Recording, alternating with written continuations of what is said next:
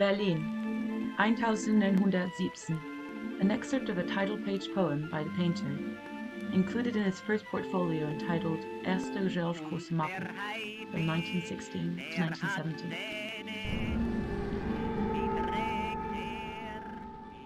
Schwarz schlägt der Paletot ans Zuhältergebein. Rücken krumm, schlagringfest. Mit scharfem Solingmesser geht's bergab, Mietskasernen tief. In die Pelzgeschäfte und Seidenhäuser oder Kohlenkeller. Nachher findet einer mal ein blutiges Stück Taft oder einen Wollstrumpf. Oder die Rechnung mit Handabdruck.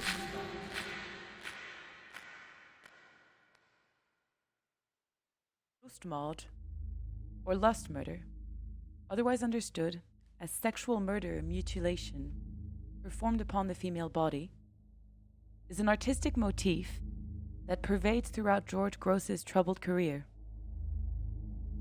Consumed by his residual trauma of the war and merciless misanthropy, like many other male painters of his era, Grosz produced a wealth of watercolors, paintings, and sketches, offering the gruesome image of the slashed, butchered, and disjointed corpses of prostitutes. These sacrificed outcasts of the working class had long been associated with notions of sterile degeneracy and sexual disease during the Weimar era, hence inscribing them in the enduring tradition of patriarchal scapegoating. In the year 1897, Berlin police registered 3,000 prostitutes and estimated another 40 to 50,000 to be roaming the streets of the capital. By 1914, this estimate had grown to 330,000. This issue of gendered poverty, along with the rise of female rights activism prior and after the war, sparked in many men sexual anxieties and the visceral need to reaffirm their social superiority. Furthermore, many influential writings, published at the turn of the century, such as Karl Schleffel's Die Frau und die Kunst from 1908, or Otto Weiniger's Sex and Character, published in 1903, had served to promote highly misogynist views that encouraged the repudiation and conquest of women. In his oeuvre, the Austrian philosopher Weiniger cruelly correlates the existence of the female gender with functional needs of reproduction within society and accuses them of exhibiting ravaging sexual appetite. Women, in Weiniger's mind, were granted an existence solely via their sexual interactions with men.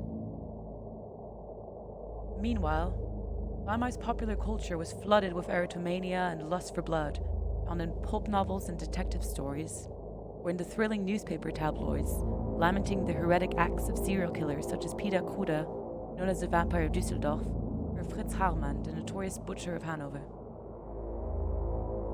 Grosz himself was a fervent consumer of horror stories during his childhood, as well as cheap pornographic novels and detective stories that he consumed passionately in his later years.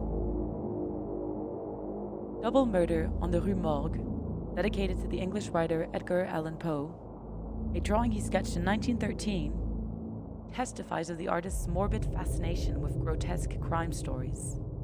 In its particularly chaotic composition, illustrating the murder of two women at the hands of a demented orangutan, the viewer is confronted with a dynamic bundle of fluid lines denoting voluptuous bodies entangled in a dance of death. This loose and sensuous use of the picture plane was characteristic of Grosz's aesthetic prior to the war.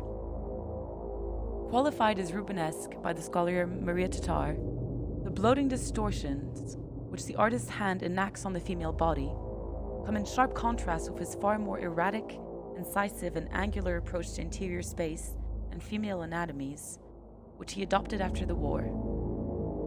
Indeed, the horrific sights of the trenches had a traumatic impact on the painter's mental sanity.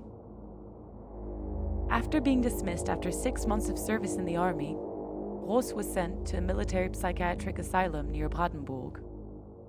Though the nightmarish visions of female slaughter endured in his art, they took on more rational and sadistic forms from then on. In his drawing entitled Sex Murder in the Ackerstrasse, realized in 1916, and inspired by the mythical acts of Jack the Ripper in Victorian London, the viewer is faced with a medical table bearing the semblance of an altar, on which lies the truncated female torso of a prostitute bleeding lavishly at the throat. The anxious-ridden face of the criminal appears in the background as he tries to wash away all traces of the murder hovered above a meager sink. The room is cluttered by various pieces of furniture, protruding on all sides like series of menacing blades, effectively compressing the space. While the exact motifs rendering such graphically violent and gendered subject matter remain nebulous, many scholars interpret Lustmord as a manifestation of repressed trauma embedded in the male fear of losing one's bodily integrity. The somatic terror, once projected outwards and inflicted upon the opposite sex, is purged upon its appearance onto the canvas. This process of cataxis bore also vengeful connotations, directed against the sex that once remained stationed at the home front, where it was spared the sound of shell bombs. Interestingly, Grosz himself was known to occasionally apply paint with a knife and refer to his drawing boards as Schlachtfelds, or slaughter fields, hence projecting his own art as destructive weaponry unleashed upon the life-giving sex in the domestic sphere. In the light of this logic, Maria Tatar has offered another interpretation of Lustmord. In the scholar's opinion, this murderous lust is generated by a deeper subconscious drive, that to compete with the reproductive powers of women. By engaging in the pictorial destruction of female genitalia, male artists assert their own independence, reclaim the slaughtered womb, and crudely reject their dependency on a mother figure, hence achieving the dream of male autogeny. Building upon this idea, it becomes possible to shift beyond basic narratives of artistic transgression and formal novelty when inspecting works of art exposing violent and sexualized subject matter rendered in aggressive fashion by male avant-garde artists of the 20th century. The split legs and syphilis-stricken faces, found for instance in the works of Otto Dix or Max Beckmann, once hailed as defiant aesthetic strategies, are but a thrilling masquerade of patriarchal anxieties regarding one's biological and psychological independence, at a time when life's meaning and value had eroded.